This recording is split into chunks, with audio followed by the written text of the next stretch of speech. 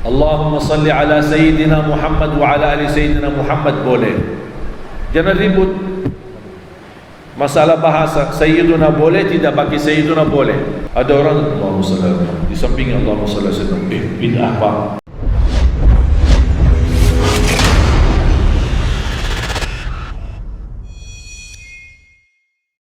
Karena Rasul dimakamkan di rumah, bukan di kuburan. Kenapa Rasulullah SAW? Makanya banyak orang sekarang salah mengartikan. Berarti kita boleh dong kalau wafat di rumah, kita dimakamkan di rumah. Dasarnya itu Rasulullah kan dimakamkan di rumahnya. Ini hukum khusus berlaku untuk para nabi. Dan Nabi Muhammad sallallahu alaihi wasallam bersabda, kami para nabi dimakamkan di mana kami wafat. Titiknya wafat, di situ makamnya mereka para nabi. Ketika Nabi Muhammad dimakamkan di situ, rumah Siti Aisyah sudah tidak jadi rumah lagi, karena tidak boleh Siti Aisyah di situ. Makanya Siti Aisyah pindah. Karena di situ bukan rumah lagi, menjadi makam, tempat kuburan. Sebab terjadi tempat ini tempat kuburan, makanya Sayyidina Abu Bakar karena berjuangannya sama Rasulullah, begitu luar biasa relanya, begitu luar biasa perjuangannya, keikhlasannya, pengorbanannya, dan juga beliau sebagai orang yang paling dicintai oleh Rasulullah, makanya sahabat habis musyawarah sepakati dimakamkan di samping Rasulullah.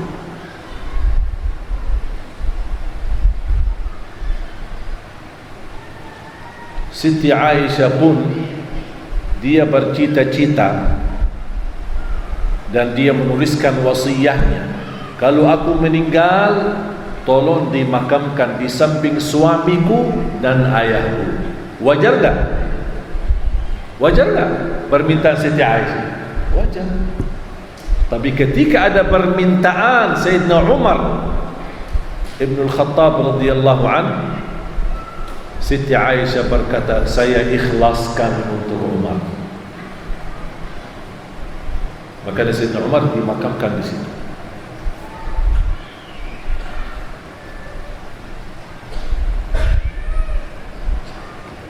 Jadi jamaah sekalian dimuliakan Allah Subhanahu wa taala, berkahnya kota Madinah dan Makkah tidak ada yang bisa mencapai keberkahan seperti itu. Keliling seluruh dunia, 3 tempat yang penuh berkah: Masjidul Aqsa, Masjidul Haram, dan Madinah, Masjid Nabawi. Salat pun di sana dilipat gandakan, mau salat sunnah maupun salat wajib. Salat di Masjidul Haram sama nilainya dengan 100,000 kali di Masjid As-Sajdah. Kalau di Masjid As-Sajdah berapa? Ya sama dia, seperti masih biasa. Jadi siapa yang tidak ingin hidup di Makkah dan Madinah? Saya sering bertemu jamaah, apalagi yang sudah usia lanjut, dia ingin wafat di Madinah. Kenapa saya bercita-cita wafat di Madinah? Karena Rasulullah SAW bersabda, wa inni syahidun aw syafi'un liman mata fiha. Man istata'a minkum an yamuta fil Madinah falyaf'al. Fa inni syahidun aw syafi'un liman mata fiha. Barang siapa yang mampu dan bisa wafat di kota Madinah, usahakan, karena saya menjadi saksi baik dan membagi syafaat kepada orang yang wafat di kota Madinah. Berarti jaminan wafat di kota Madinah dapat jaminan syafaat dari Nabi Muhammad SAW. Ada 2 kata di sini, syahada, syahid, jadi saksi dan jadi syafaat. Ulama menjelaskan jadi saksi untuk ahli tauhid dan membagi syafaat kepada ahli maksiat. Jadi ahli maksiat yang wafat di kota Madinah dapat jaminan syafaat Nabi Muhammad. Subhanallah. Kalau ahli maksiat aja dapat jaminan syafaat, apalagi ahli tauhid, apalagi ahli ibadah. Terus kita di Indonesia, bisa enggak kita dapat syafaat Nabi Muhammad? Kalau kita wafat di sini, ada jaminan enggak wafat dapat syafaat, tak ada jaminan.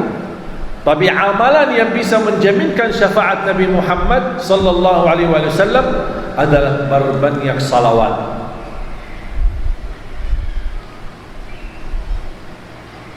Salawat kepada Rasulullah SAW. Dan ini kembali kepada kemauan kita.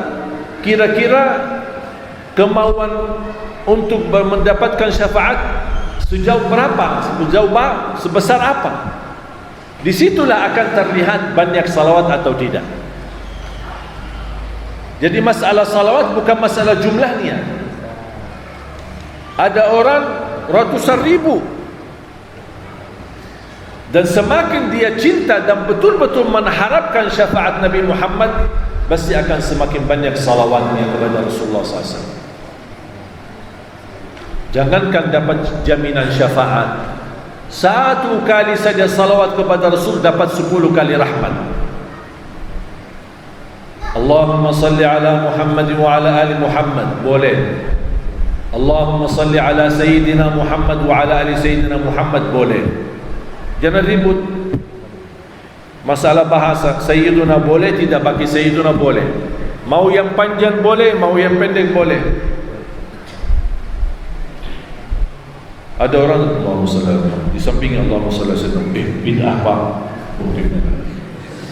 Dari kata aja sudah ribut. Tak ada masalah kata. Kalau kita bilang Sayyiduna, memang Nabi Muhammad Sayyiduna, mau atau tidak mau, dia Sayyiduna, bahkan Sayyidul Bashar, seluruh manusia pimpinan Nabi Muhammad SAW. Dan Rasul sendiri bersabda, ana sayyidu waladi Adam sallallahu alaihi wasallam. Kata Rasul, saya sayyid, kata Rasul SAW, memiliki kemuliaan di sisi Allah Subhanahu wa taala. Jadi tidak masalah. Intinya berbanyak salawat. Boleh salawat Ibrahimiyah yang kita baca dalam salat kita, Allahumma salli ala Muhammad wa ala ali Muhammad kama sallaita ala Ibrahim wa ala Ibrahim, seterusnya.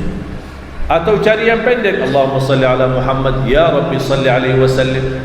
Allahumma salli ala Muhammad wa ala ali Muhammad, Allahumma salli wa sallim alaihi. Mana yang kita bisa boleh. Sallallahu ala Muhammad sallallahu alaihi wasallam, sallallahu ala Muhammad sallallahu alaihi wasallam.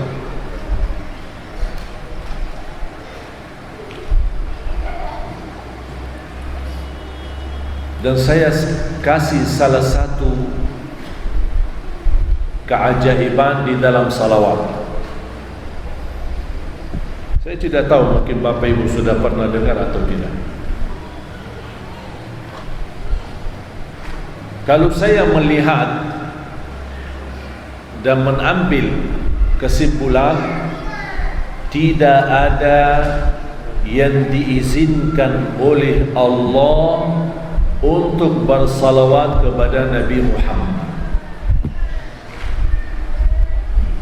Percaya tak? Saya ulang lagi. Faham tak apa yang saya sampaikan? Faham?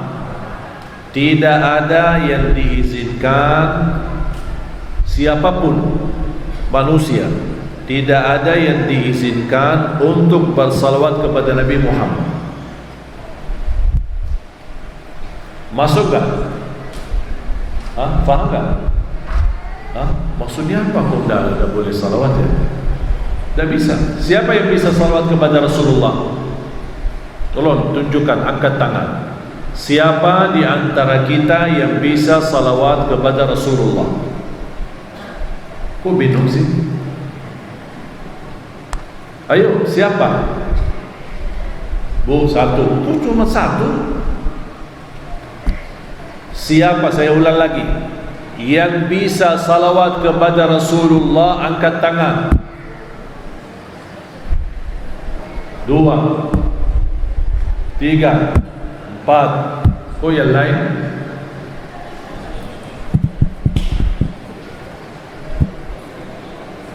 Percaya enggak Bapak Ibu, tidak ada yang bisa salawat kepada Rasul? Percaya enggak? Tidak ada yang bisa salawat kepada Rasul. Terus selama ini ngapain? Salawat kita apaan itu? Ini kan salawat kan? Terus namanya apa selama ini kita salawat? Masa kau tidak bisa? Bisa dong. Saya bisa. Allahumma salli ala Muhammad wa ala ali Muhammad. Tolong diperhatikan. Ada yang bisa tasbih? Apa sebutan tasbih? Subhanallah. Tahmid, tahlil, takbir. Itu namanya zikir kepada Allah. Tapi kalau salawat, ayo coba. Apa ucapannya? Berarti tidak bisa. Kira-kira faham enggak? Apaan? Coba. Paham apa? Bu, sehat Bu ya? Walaupun corona tapi tetap kita sabar ya, berjuang. Saya pikir kalau pas datang ke Riau untuk acara tabligh akbar atau tausiah majelis ini sama seperti majelis ini, mungkin yang datang berapalah gitu. Terus jaga jarak. Oh ternyata bebas. Tambah corona. Kok kita takut corona sih? Saya mau datang, saya hadir, tak apa-apa. Kalau mati insya Allah mati syahid.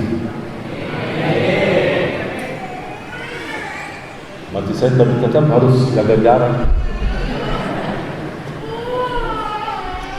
Apalagi habis ini ribut, mau salaman, mau foto sama saya. Kalau bapak ibu merasa anti corona, kalau saya enggak, belum. Mungkin di Indonesia banyak merasa anti corona, jadi dia bebas. Pas lagi salat jaga jarak, habis salat foto bersama rapat. Pas foto rapat, kalau pas salat jaga jarak. Padahal rapat di salat kan wajib. Kalau rapat di foto tidak wajib. Tapi walaupun kita lagi salat, tidak apa-apa, tidak membatalkan salat. Sudah ada fatwa ulama, kondisi yang menentukan kita jaga jarak. Kalau bisa pun foto jaga jarak. Apalagi kalau kebanyakan orang jaga jarak, hilang fotonya, dah ada, udah muncul di foto. Berapa kali diminta foto saya pakai masker. Di sini boleh tak bukan? Saya tidak boleh. Mungkin bapak corona terus gimana saya? Soalnya kalau saya tutup kan tidak bisa ditandai. Nanti saya bilang saya foto sama saya, orang tidak percaya. Kalau lihat wajah saya kan orang percaya. Saya bilang ini kan tandanya surban. Kan Ustaz-Ustaz tidak ada. Ustaz sama tidak pakai surban. Jadi bisa ditandai. Ya kita berusaha memberi yang terbaik.